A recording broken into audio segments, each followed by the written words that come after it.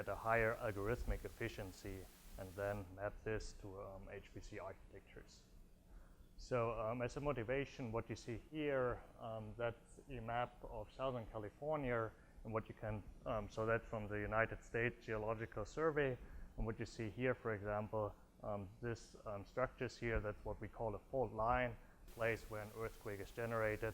That's the place where the stress accumulated and then released.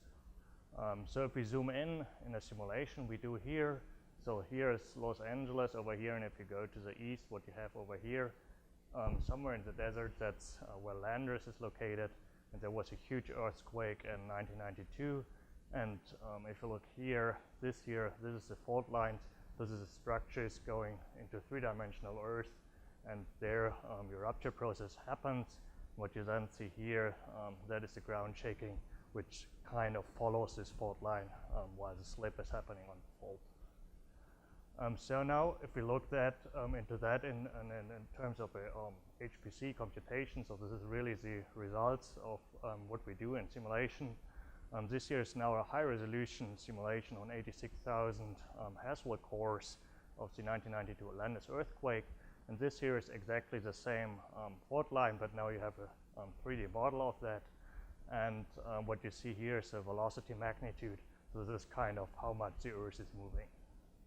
What you see now here is we have the rupture initiation here, and then the rupture follows this fault line, and seismic waves are generated while the fault system is slipping. So the important part here, it's a very complex system. So you have multiple faults, and the seismic waves jump from one fault maybe to the next one. So this is now also a seismic application, but if you look at the numerics, it's completely different. What we saw in Josh's talk was a finite difference code with all the stencil application. Here we are looking at the finite element code using the discontinuous Galerkin method. So that guy here in space, so this is phase-only stencil, so almost no stencil. And in time, what we do is Ader time integration. That's an explicit integrator. And then what we simulate is the full elastic wave equations. The fault lines are there as a multiphysics problem, so they're directly integrated in the code. And the last one here, which is really important for this complex geometric structures, that we have tetrahedral meshes so that we can align our faces to the structures we have in the code. So I wanted to talk about local time stepping a bit today. So if you have an explicit time integrator, what you require is, so if you look at the element, that you end up with really heterogeneous time steps. That is because of the CFL condition, which limits your stability. And there are three parameters which are important for the CFL condition. Number one is the in-sphere diameter. So how large is my element? And then, of course, if it's larger, I can have a bigger time step because information stays within the element. Number two is how fast are my waves propagating. We are looking, so in terms of hyperbolic PDEs, this is the eigenvalue, the maximum eigenvalue. And if you look into that in terms of seismic waves and the elastic wave equations, that's the p-wave velocity. And number three is the order of convergence, so that is your P and HP refinement. And what you see now here on the right, this is what we call the layer over half space benchmark. So here on top what you have, this is this dark gray box, that's the so-called layer. And down here you have the half space, and you have different material parameters. So that's one of the benchmarks where you compare different seismic codes with each other and try to come to a consistent solution there. So now looking at the time step, what we see in this slide here, that's the density of the time step. So down here on this axis, what you have, this is how large your time step is. This guy here is the smallest time step. So this is delta t, and then it goes back here up to 16 delta t, somewhere over there. And then what you see here, this is the density of the time step. And if you would integrate all this thing here, the result would be 1. And the important message here is that here, down in this part, there's not many elements having such a small time step. So there's very few elements having a time step in delta t to 2 delta t. And then you see it burst kind of up here. So most of the elements are in the regime of 3 to 4 delta t. What's the problem if you do global time stepping now is you say, okay, I compute my minimum of the time step and all my elements advance with this little time step over there. That means you're wasting a lot of flops on these elements here because your algorithm is obviously not this optimal.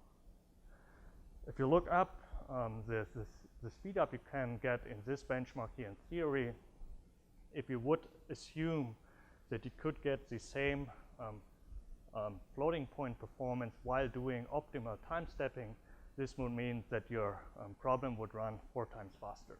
So this is kind of the algorithmic efficiency we are after, because this is kind of something we could get in for free in theory. Problem with that is if you now assume I advance all my elements with a separate time step, then it gets very heterogeneous and the whole thing gets super complicated. So maybe this won't scale at all. So the idea here is you kind of go a middle way. You don't do the per element time stepping, but you don't do global time stepping either. So that's what I call here LTS clustering. So what you do is if you have this range here, delta t to 2 delta t, you see that there's very few elements here, and you say just all of them advance with time step delta t, and then you do the next for the next interval here. So all these elements advance with time step 2 delta t, then you have 4 delta t and 8 delta t over here. And the important thing that the 2 bullet points I have down here, you don't require this, that your time step groups are connected to each other. If you assume you would like to connect all these elements to global time stepping over there, out of a sudden all the elements are going with global time stepping again. So that's the important part of the scheme here. And if we now look, so a very high level overview of how the algorithm works. So number one is, of course, you want to run at large scale at some point, so you have to get an MPI partitioning. So what you do is, in this scheme is, you multiply the weight of every element by the inverse of the time step. So these guys here have a very high weight because they have to update much more often than the other ones. And then you use a graph partitioner to partition this problem. So what you, for example, can see here, that 60 nodes, you can see nicely that it's generating compact partitions. And kind of here you don't see any elements really. That's a feature because you don't want to advance, you want to advance as less elements with this very small time step as possible. So this is now, you know, if we have 60 nodes, if we now zoom into one node, how this thing looks. So this is now the view of one node of his elements. And what you can see here is that you have very few elements here again. And then this is how it advanced through the clusters. So these guys here have a 32 times bigger time steps than those few elements over here. So how is the algorithm working in a nutshell? So tetrahedral elements are super difficult to draw. Triangles also, so we go to one-dimensional elements, and we assume that, you know, each of these bars is one element, and that the bar shows the time step. So how large is my CFL restriction in that term, meaning that such an element here would be allowed to do a very large time step, and this guy here only a very small time step. So what I just introduced is that we do a clustering step. So we summarize elements with similar time steps. And in this one-dimensional scheme here, what it would mean is that you get 3 clusters. So this element, and this element here have the smallest time step. Then you have a second cluster where this guy here is in that one, and so on. And then you have one large cluster having 3 elements. So this is kind of the time step you enforce here. And then what the algorithm does is that you want to do this in parallel. So now you use your graph partitioner, and you say, okay, here's this left part here. This is my partition number 1. This goes onto the first node. And the right guy here, that's my second partition that goes on the other node. And then, of course, in between, here you have your MPI boundary. And recalling that we are using DGFAM, that means that this element here needs information from this element, and this guy here needs information from that element. And now something probably counterintuitive is happening. Now we map this scheme to memory, and the driving thing in mapping it to memory is we ignore the spatial locality, but do a locality in time. So if you now reorder this thing, what you do is you sort the smallest time step elements first, and then here, this partition sorts this guy here, and then the big one. So in terms of memory, you store first this element, then this element, then this guy, then this guy, and so on. Reason for that is, of course, if you advance through your domain, you have time dependencies, and you can just update these elements because the data is already available. So if we now look into how the scheme is advancing, in the ADER explicit time integrator we have, you can look in every element forward in time. So you iterate over all your elements, and you compute something which is called the time prediction. And these small LTS elements, they can only look this far in time because there's the limiting CFL condition, but the big elements are allowed to look much further in time. And then you have a dependency, so you need to update this element, for example, twice to provide information to this element here. So this element you can update once. So this is how this looks, and then we do our update scheme. Please remember, it's everything tetrahedral elements here, so it's far more complicated than this sketch here.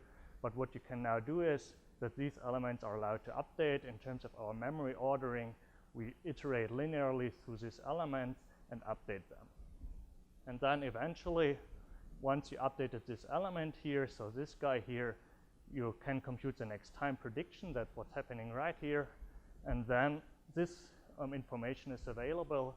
And if you look at the original scheme, this guy here, this was the MPI element. So now data for my MPI neighbor is available.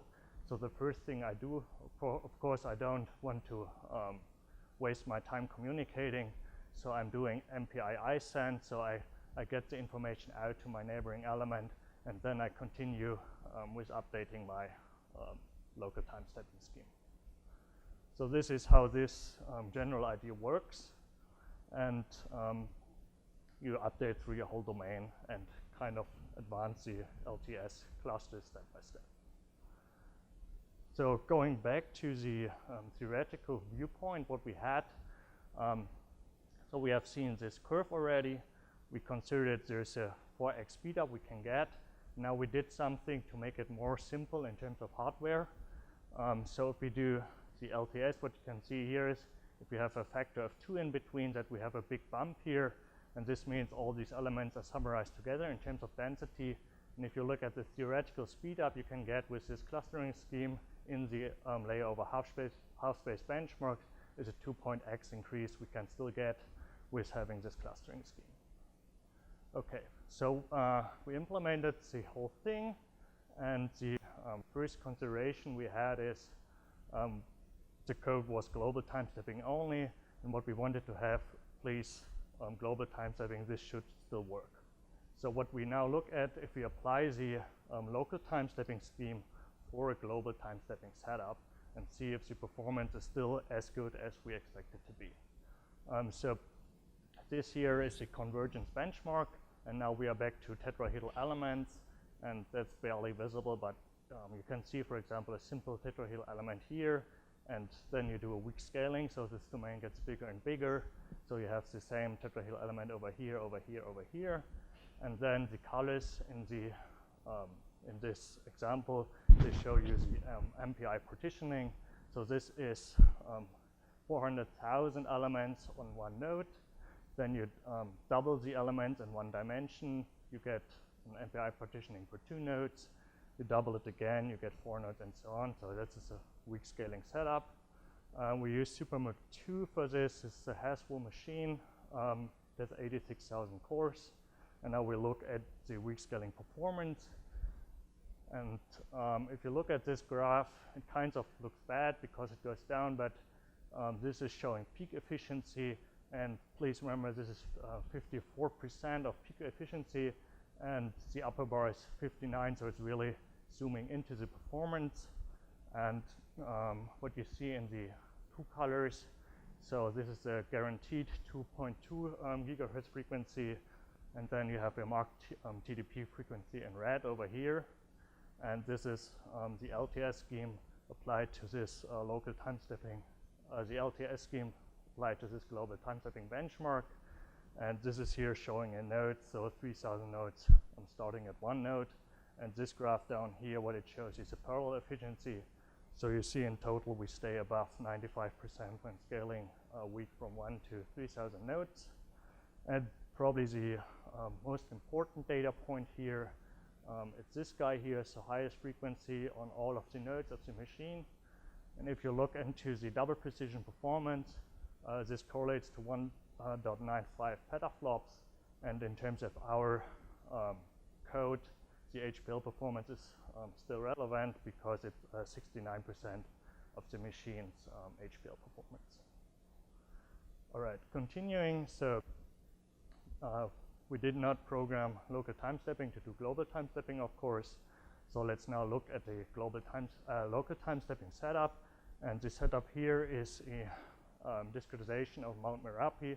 So what you can see here is a tetrahedral mesh utilizing 99 million elements, and you align the faces to the complex topography of Mount Merapi. So this is really the value of tetrahedral element. That's something you cannot do with fine difference schemes, for example. And down here of this production setup, what you see is 3 local time stepping clusters, and then analog to what we already saw in the layer over half space benchmark. This is really a scattered distribution. So down here you have a material contrast, and you see this is really meshing artifacts we are seeing. So they're not connected, and this local time stepping scheme not requiring connectivity of our elements is really important in this term. Okay, looking at the scaling, so it gets more complex. Again, we have 2.2 gigahertz and 2.6 gigahertz in different colors. And then you see over here, this is global time stepping performance. So you see it still stays above around roughly 50% of peak efficiency. But keep in mind, this is a strong scaling, not a weak scaling setup. So the strong scaling for global time stepping starts at 64 nodes and goes to 3,000 nodes. And then the important graphs, this is the local time stepping. So this one here, this is a RAID 3 local time stepping scheme, meaning that the smallest element has delta t, and then the next cluster has 3 delta t, 9 delta t, 27 delta t. And the one down here, this is R2. So this means you have delta t, 2 delta t, 4 delta t. So it's a higher granularity in terms of your algorithm. So this here is a peak efficiency, and we see that we stay around above 42% of peak efficiency for all our settings. So in this perspective, local time stepping looks bad because it performs less well than the global time stepping scheme. Of course, the important part is the algorithmic efficiency you are gaining by doing local time stepping. So if you now look at the speed up over global time stepping for the R2 and R3 scheme at 2.6 gigahertz, you see that R3 local time stepping is larger than 3 in terms of time to solution speed up, and R2 is almost a 4 times increase in terms of better time to solution.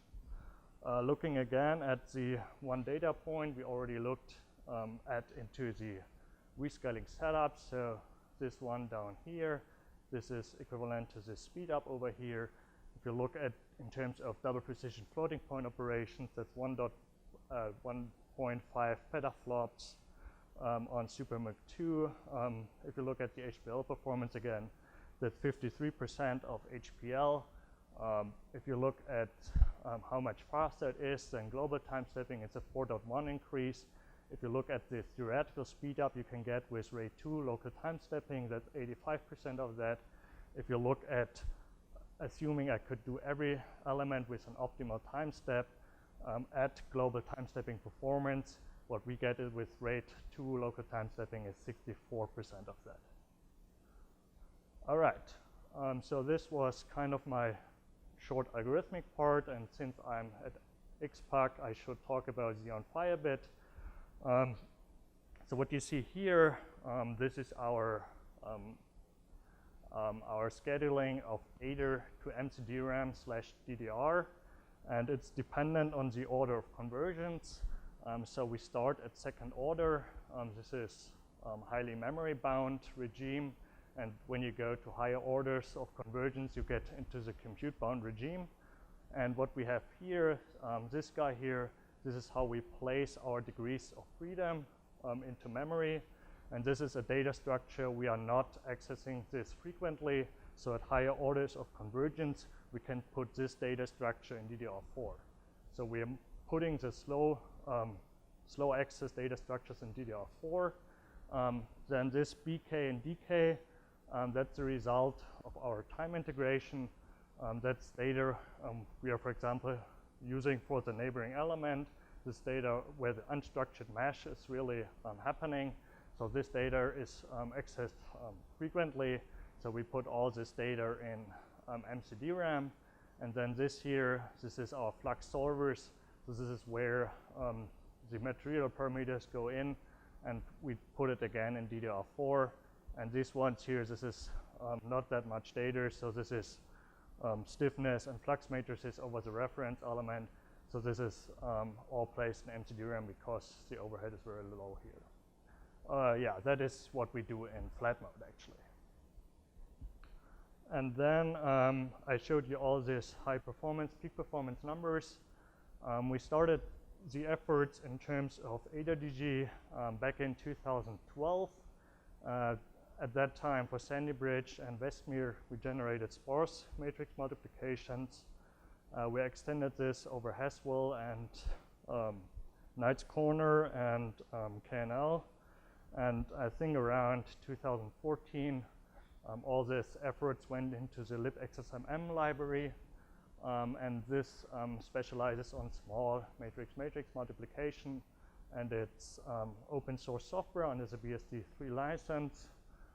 You can get it on GitHub, and I think we heard yesterday that it's somehow made its way into the Tatar software stack. So probably this is a very good result, because this work started as ADER/DG only, and then we generalized that and put that under the umbrella of LIBXSMM.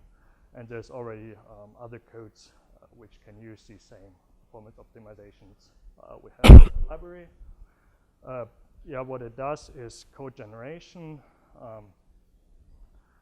At some point it looks very ugly, but it's fast code, and it recently was improved by having just-in-time code generation.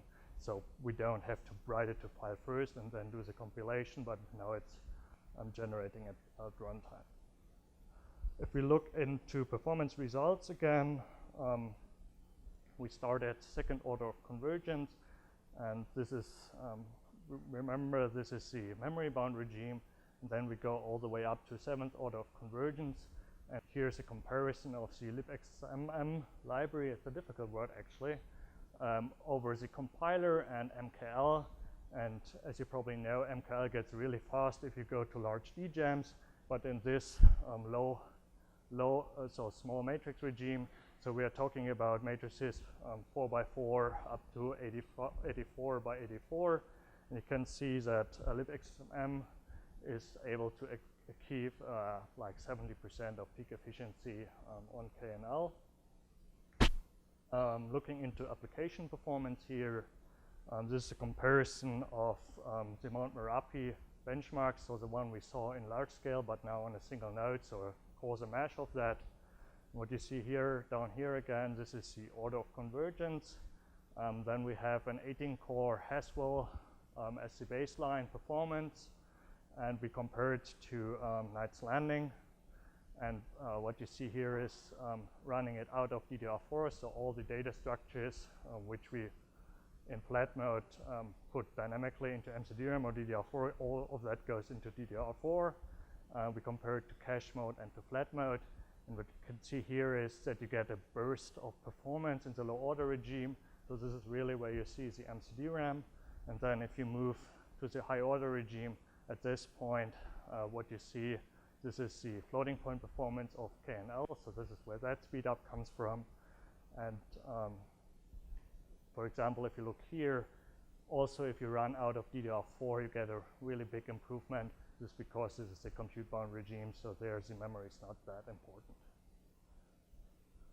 Looking now at local time stepping on KNL, it performs actually much better than KNC. So now this is comparing to Haswell, 18-core Haswell, having local time stepping.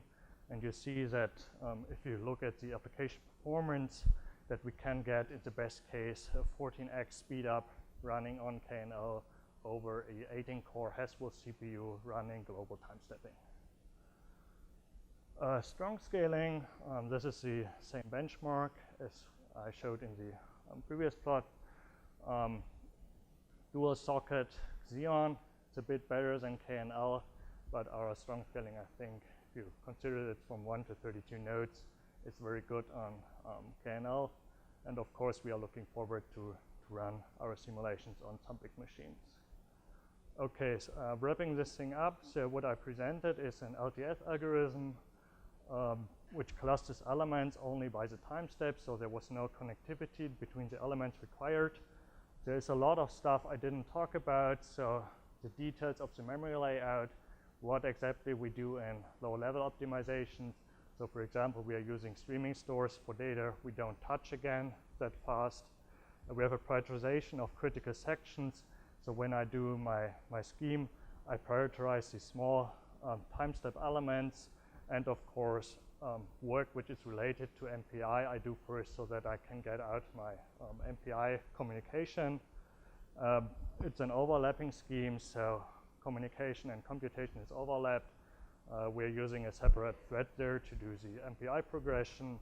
And I guess the final result here is, if we look onto the SuperMIC machine, what this gave us is 4.1x speed up, which is correlating to 1.5 petaflops in terms of floating point performance outlook. So what we compared there, or what I showed you, this is a comparison to simulations we ran with global time stepping before. But of course now, since we can do local time stepping, there's more flexibility in the meshing purposes. So this lowers the constraints of the meshes, so we probably can survive having worse meshes than we had before. And yeah, we are looking forward to doing some large-scale simulations with AWG on full KNL machines in 2016 and 2017. This is the references, and this is result from the SuperMIC Mount Merapi simulation. And I guess I'm open to questions now.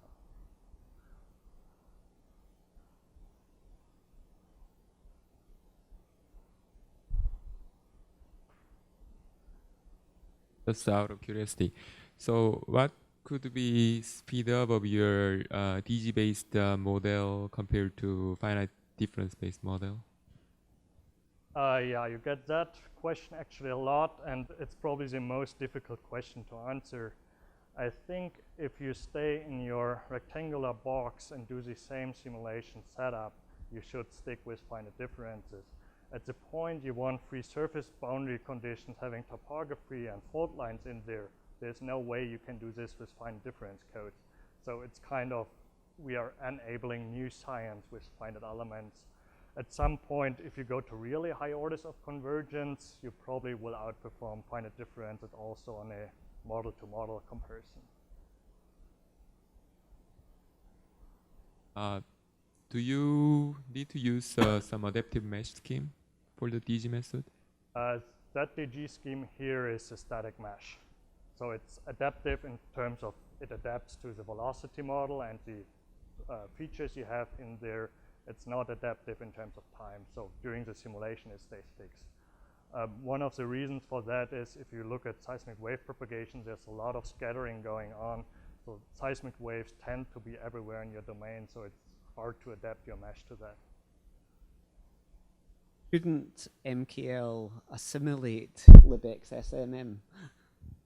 I'm not sure how much I'm allowed. I think there's work trying to do exactly that, maybe. Said that you reorder your memory based on the time steppings. It's clustered by time steps. Would there be any benefit to sorting things spatially within a cluster of time steps or not? We are using a lot of this freedom already. I'm not only sorting by time step, but then I'm sorting by MPI elements, for example, again, so it's communicating directly out of the space where MPI is stored.